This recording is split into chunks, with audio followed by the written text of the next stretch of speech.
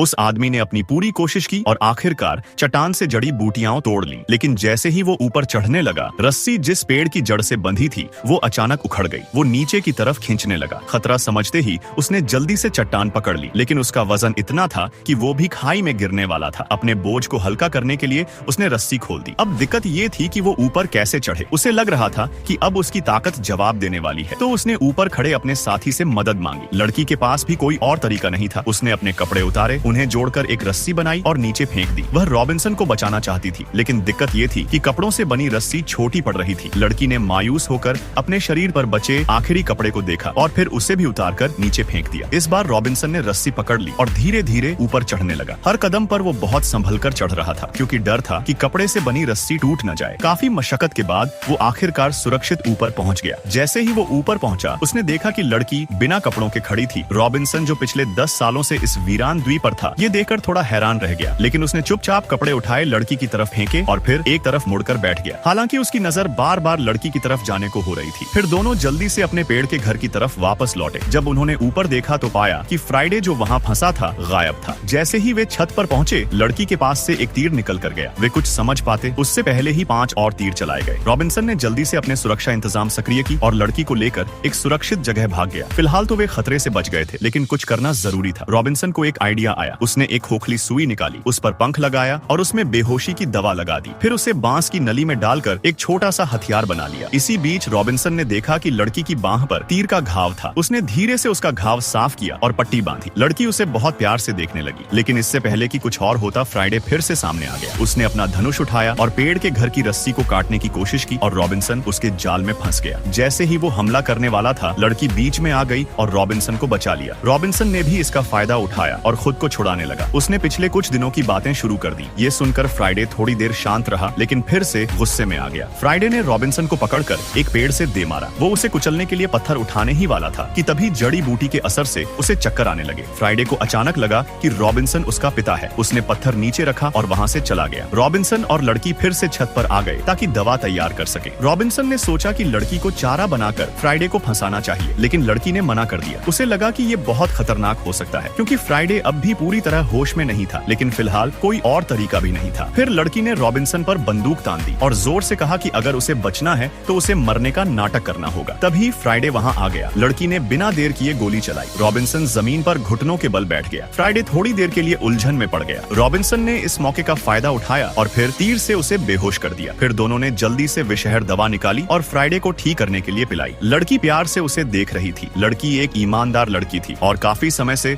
Robinson को पसंद करती थी और फिर